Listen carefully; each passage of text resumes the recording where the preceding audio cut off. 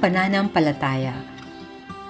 Ngayon, sa ika-27 linggo sa karaniwang panahon, ipinapaalala sa atin na ang pananampalataya ay nagbibigay sa atin ng bagong pananaw sa mundo. Ito ay nagpapalaya sa atin na makilala ang espiritu ng kapangyarihan at pagmamahal sa ating buhay.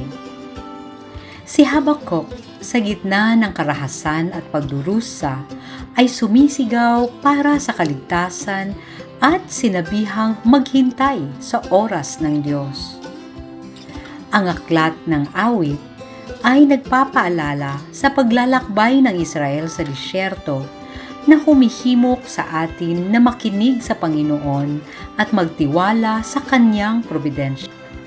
Sa kanyang ikalawang liham kay Timoteo, hinihimok ni San Pablo na manindigan ng matatag na pahalagahan ang kaloob ng pananampalataya at umasa sa kapangyarihan ng Espiritu. Sa Ebanghelyo ni San Lucas, itinuro ni Jesus na kahit ang maliit na pananampalataya ay makakagawa ng mga dakilang bagay at nagpapaalala sa atin na ang pagtupad sa ating mga tungkulin ay ang inaasahan sa atin. Pagninilay. Ang radikal na pag-ibig ni Jesus ay nagpapakita na ang kamatayan ay hindi ang huling salita. Ang kanyang awa ay pumapasok sa ating mga pakikibaka at pinakamadilim na kasalanan na lumilikha ng bagong buhay sa loob natin.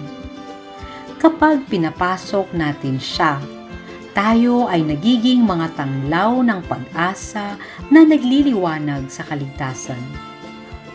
Tulad ng pinapaalala sa atin ni Pope Leo, ang kapayapaan ay nagsisimula sa kung paano natin nakikita, naririnig at nagsasalita tungkol sa iba at pakipagtanggi sa digmaan ng mga salita at pagyakap sa isang bagong paraan ng komunikasyon.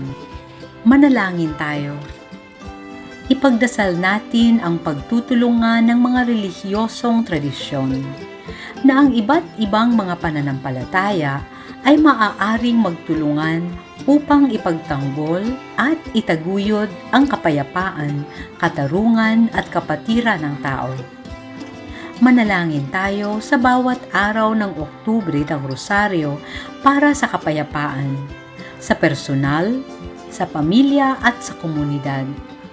Ibahagi natin sa iba't iba ang pag-ibig ni Jesus. Iyon ang nagbibigay liwanag at itinaas ang sangkatauhan.